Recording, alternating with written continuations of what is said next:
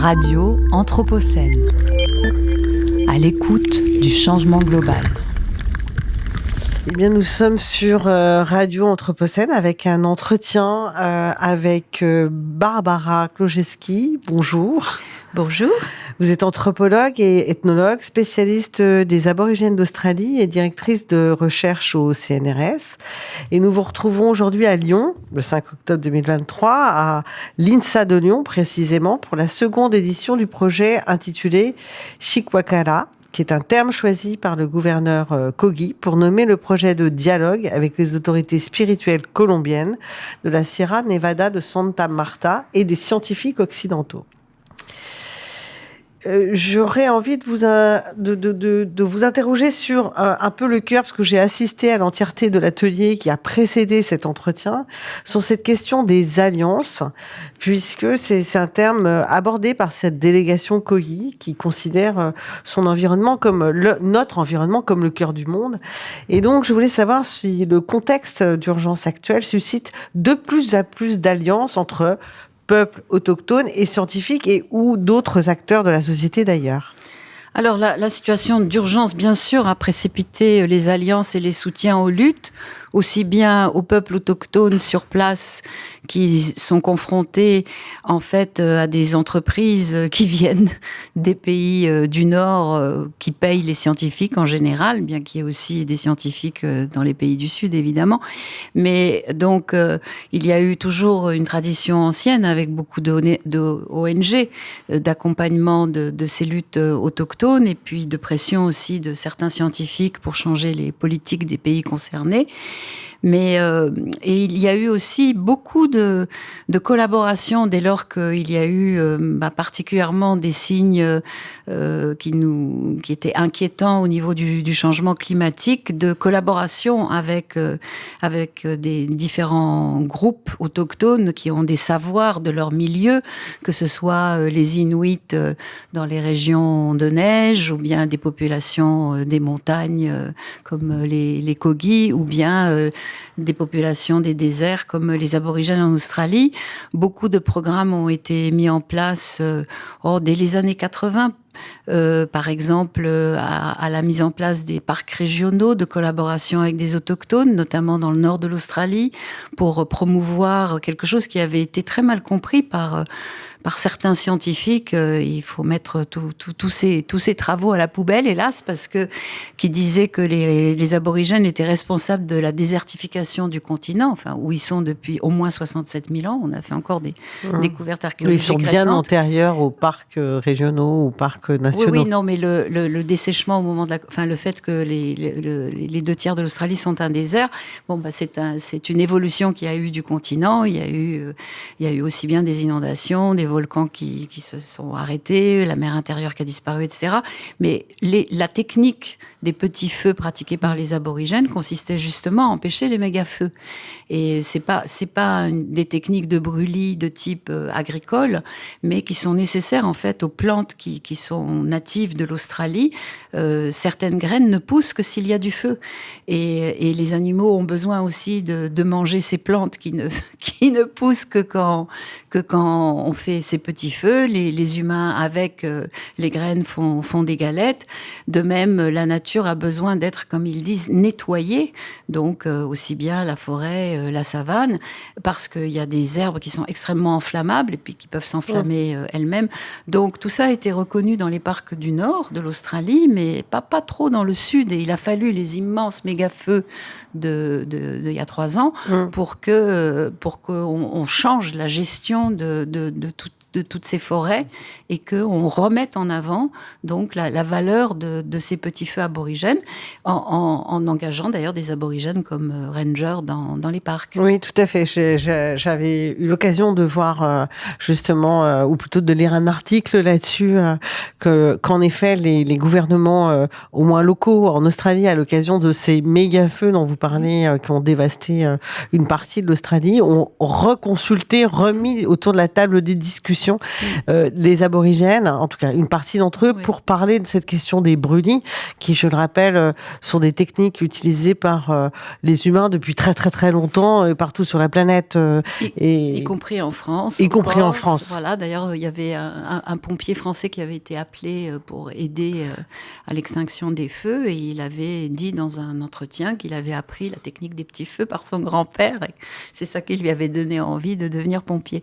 Mais il y a une chose qui est intéressante avec les méga-feux, c'est que le fait que tant de forêts aient été détruites, et des milliards de spécimens de différents animaux, y compris les insectes, les oiseaux, etc., ça a aussi dégagé certaines ruines. Et ces ruines, en fait, sont des constructions aborigènes. Alors, on savait qu'il y en avait, mais c'était un peu tabou dans la communauté scientifique d'en parler, parce qu'il y a une espèce de paradigme, les aborigènes, chasseurs-cueilleurs, etc.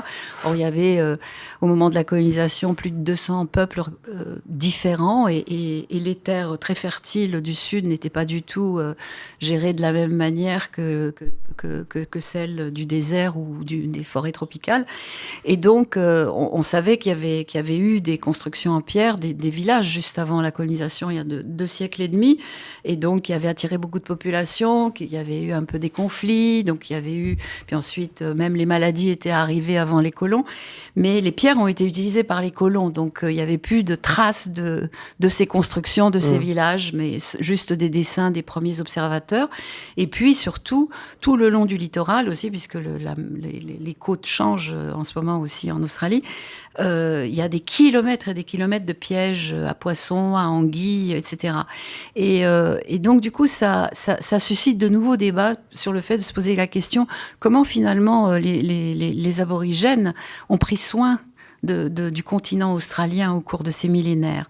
Et il y a un essayiste aborigène qui n'est pas scientifique, qui a écrit un livre qui a été traduit il y a 2 ans en France, sorti aux éditions Petra, qui s'appelle « L'émeu dans la nuit », et qui donc est venu défier les scientifiques en disant il y a ce paradigme en anthropologie que les aborigènes sont que des chasseurs-cueilleurs, qui seraient un petit peu en train de picorer sur ce continent comme l'Éden, et se servir des animaux et des plantes dans la nature, et qu'en fait ils effectuaient un vrai travail, le nettoyage avec le feu, mais aussi toute une série d'autres techniques dans certaines régions, notamment dans le sud, du fait qu'ils avaient effectivement des villages, il y avait une forme de ce qu'il appelle une proto-agriculture. Et ça, c'est sorti en 2014, et ça a fait un scandale dans la communauté scientifique, des gens qui avaient construit toute leur carrière sur le paradigme des chasseurs-cueilleurs, mais quelle que soit la discipline, je ne parle pas que des anthropologues, les archéologues, mais aussi les gens qui prétendent avoir la solution et qui dénient très souvent en Australie, malheureusement, même des climato-sceptiques. Enfin, c'est effrayant, l'ambiance. Il y a une espèce de mouvement révisionniste aussi vis-à-vis des violences de la colonisation, de nier tout ça. Et donc, du coup, il y a eu un débat qui a permis de faire connaître tout ça. Et il y a eu un très fort soutien et d'aborigènes et de certains scientifiques vis-à-vis de cette remise en question du paradigme qui en fait ne touche pas qu'à l'Australie. C'est cette idée qu'on a très évolutionniste, qu'il y avait les chasseurs-cueilleurs, puis il y a eu le néolithique, il y a eu l'agriculture, la domestication des animaux, puis ensuite les villes, tout ce qu'on... Voilà, donc les scientifiques ont bougé grâce au fait aussi des choses qui se passent chez tous ces peuples autochtones, comme l'exemple australien, qui montre que, y compris les chantiers archéologiques, qui nous montrent qu'il y a eu d'autres civilisations avant, que l'histoire, elle n'a pas été linéaire comme ça, et surtout qu'il y a eu une multitude de modèles différents que les humains ont choisis pour mettre en valeur leur vie avec leur milieu, et aussi s'adapter à des changements de grands désastres, les inondations, les grandes montées des eaux qui ont séparé des îles du continent. En Australie, par exemple, 4000 îles ont été séparées il y a 7000 ans. Et c'était intéressant parce qu'à ce moment-là, c'était, je pense, il y a presque une dizaine d'années, une équipe de géologues a étudié les récits sacrés, les mythes des populations de la côte de l'Australie, et qui tous racontent la séparation du continent des îles. Et donc, on avait fait un article en disant, ben voilà, on a calculé que toutes ces histoires-là, elles datent de 7000 ans. Comment se sont-elles transmises? Est-ce parce que depuis 7000 ans, génération après génération, par la tradition orale, on raconte ça? Eh bien, moi, j'ai une autre expérience. Ça ne suffit pas. Il faut en faire l'expérience pragmatique à chaque génération, un peu comme font les scientifiques qui doivent tester les choses. Et donc, cette expérience-là, j'ai eu la chance de la connaître en 1980, quand je suis allée dans le nord de l'Australie, sur une île qui s'appelle Mornington Island. Bon, évidemment, c'est le nom donné par les colons, donc de la population des Lardiles. Et une fois, on se promenait sur le littoral de l'île, et un ancien me dit... Regarde, tu vois la texture ici des pierres et tout ça. Il dit, quand je plonge et quand je vais sur le continent et que je plonge, c'est la même chose. Et nous savons qu'avant, c'était collé. Et ils ont un récit du grand serpent arc-en-ciel qui, fâché par une transgression que les humains avaient fait, qui a séparé donc le continent des îles. Ça, c'est un exemple, mais il y a des... Mais il y en a plusieurs. Bien sûr, il y en a des centaines. Voilà, de récits tout autour de la côte. Sûr. Vos travaux montrent comment les aborigènes ont ritualisé les transformations imposées par la colonisation, on a tout petit peu parlé maintenant, pour incorporer la loi occidentale à leur loi ancestrale. Et vous avez notamment démontré le rôle des femmes comme actrices de la société. Et tout à l'heure, la délégation Kogi comptait une femme qui n'est pas intervenue. Je connais mal les Kogi, mais qui n'est pas intervenue dans la présentation générale qu'ont faite les Kogi de leur manière de voir le monde, d'une certaine manière. Et elle a eu finalement la parole à la fin de l'atelier, ce qui m'a interpellée. Et je me disais que peut-être vous pourriez nous en parler, puisque vous êtes intéressée à cette question du rôle des femmes. Alors peut-être plus dans les sociétés aborigènes, mais j'étais assez surprise. Je pense que c'est d'abord notre problème, parce qu'on donne la parole aux hommes, en général, dans les délégations, et de surcroît aux hommes qui sont censés être plus politisés et mieux maîtriser le discours de politique auquel on est habitué ici.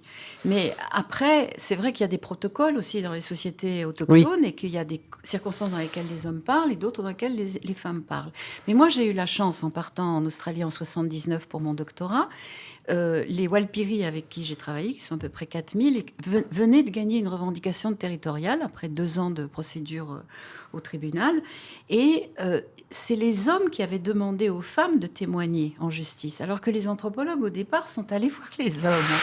Pourquoi ? Parce que toute la tradition anthropologique disait toujours « Ah oui, les hommes, ils ont des super sites secrets, enfin, et des rites secrets, les femmes n'en font pas partie, et c'est eux qui gèrent la société, les femmes, c'est le domestique, voilà. » Chose auquel on est habitué. Commune, on connaît bien ça en Occident aussi. Voilà, dans beaucoup d'écrits anthropologiques jusqu'aux années 70. Dans les années 70, il y a eu tout un courant de relecture de toutes ces ethnographies, et puis les féministes s'en sont mêlés, et tout ça a changé de forme.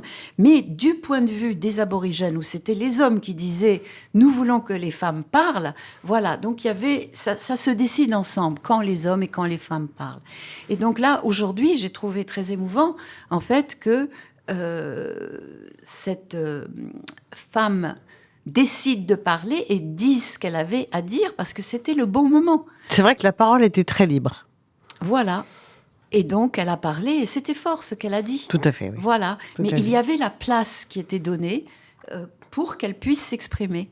Alors que le discours qu'il y avait à tenir sans doute avant, pendant la tournée en Suisse et dans les autres lieux, eh bien, c'était plutôt le représentant, le gouverneur, qui représente donc les enjeux politiques, qui pouvait traduire... Il avait un discours plus officiel d'une certaine manière. Voilà, c'est ce que je veux dire. Donc, et d'ailleurs, c'est le seul des 3 hommes qui a parlé. Enfin, on sentait qu'il y avait un représentant, on va dire, de cette délégation.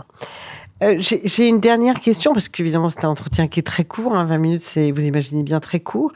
Avec Réveiller les esprits de la Terre, que vous avez publié aux éditions de Dehors en 21, vous partez d'une multiplicité d'expériences et de savoirs, du chamanisme au rite totémique, des luttes pour les droits de la Terre aux pratiques visant à devenir territoire pour résister à l'accélération des politiques destructrices des milieux de vie.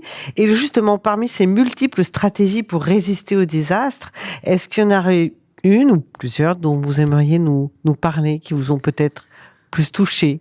Moi, ce qui m'a énormément touchée en France, c'est la manière dont s'est organisée la lutte à Notre-Dame-des-Landes contre l'aéroport, qui non seulement a mobilisé des militants qui s'opposaient à cet aéroport, des habitants, des paysans qui étaient contre, mais aussi a été un lieu d'expérimentation sociale qui est devenu la construction d'une alternative. Et le slogan étant contre l'aéroport et son monde, c'était aussi une critique du système capitaliste qui continue à produire du projet destructeur, pas juste de l'environnement, mais de la vie tout court. Et par cette expérience l'opposition à l'aéroport, elle a daté de 50 ans, mais disons que l'occupation du lieu a duré 10 ans, et en 10 ans, tous les habitants qui se sont installés là en tant qu'occupants ont inventé des modes de vie extraordinaires, de réflexion collective, de comment de faire des assemblées pour décider des choses ensemble, de comment prendre soin de la terre, et de la remettre en valeur le bocage, donc et s'occuper de la forêt. Et en faisant ça, il y a eu le mouvement des naturalistes en lutte qui ont commencé à faire des enquêtes, parfois sans avoir fait des études, mais tout à fait en utilisant des méthodologies scientifiques pour faire les inventaires de la biodiversité. On trouvait qu'il y avait une espèce de triton et de salamandre qui était particulier au bocage. Et du coup, une alliance est née avec ces deux animaux qui sont devenus emblématiques de la lutte et qui ont participé, disons, des arguments qui ont fait que le projet d'aéroport a été abandonné parce qu'il s'agissait de protéger ces tritons et ces salamandres. Et avec la récente lutte contre les méga-bassines à Sainte-Soline... Oui, vous parliez d'une excellente nouvelle qui était arrivée hier, vous avez raison. Oui, tout à fait. Donc, dans cette région des Deux-Sèvres et dans la Vienne aussi, et puis encore dans une troisième région, en fait, il a été décidé d'abandonner le projet de 15 méga-bassines parce que la logique de ces méga-bassines, qui sont d'immenses trous, qui vont prélever l'eau des nappes phréatiques, donc c'est-à-dire l'eau la plus pure, pour la garder dans ces grands trous sur des bâches en plastique, pour pouvoir arroser du maïs qui est modifié, alors qu'au Mexique, le maïs pouvait pousser sans eau. Et donc, c'est une très très mauvaise gestion dans la mesure où déjà dans ces régions où il y a des méga-bassines, les habitants n'ont plus d'eau potable qui vient des nappes phréatiques, mais que de l'eau recyclée. Et ensuite, il semblerait aussi, ça a été confirmé par les spécialistes, le maïs, pour pousser, a besoin, en fait, juste pour éclore, d'avoir un sol sec. Or, cette région des Deux-Sèvres, qui normalement était riche en nappes phréatiques, est riche en zones humides qui sont de plus en plus menacées par la bétonisation, comme Notre-Dame-des-Landes. Et donc, en fait, il faut assécher un peu les zones humides pour que le maïs pousse, pour qu'ensuite on puisse l'asperger. En asséchant la zone humide, c'est ce qui s'est passé en avril, tout de suite après Sainte-Soline, les quelques entreprises d'agro-industrie, en fait, ont ouvert les canalisations de la zone humide correspondant pour que l'eau fraîche de la zone humide pour assécher les terres, doit pousser le maïs, partent avec la rivière jusqu'à la mer. Et donc, du coup, l'aquaculture s'est retrouvée avec de l'eau plus fraîche que d'habitude en avril, et ça a bousillé leur élevage. Sur la Loire, il n'y a aucune concertation commune sur la gestion du fleuve. J'ai appris aujourd'hui que, en fait, le Rhône, lui, a une gestion collective depuis sa source en Suisse jusqu'au delta, oui, tout à fait, oui. Ici. Voilà. Donc tout ça, ce sont des modèles à repenser, et les Kogi, comme les aborigènes et comme beaucoup d'autres peuples autochtones, ont des choses à partager avec nous pour nous aider à repenser tout ça. Ouais, nous aider à repenser le monde qui est bien cabossé. Écoutez, Barbara Grzeszewski, notre entretien arrive à son terme. Je vous remercie infiniment et j'espère, et j'en suis certaine, nous aurons l'occasion de nous retrouver sur cette antenne à une autre occasion. Voilà, merci beaucoup. Radio Anthropocène, à l'écoute du changement global.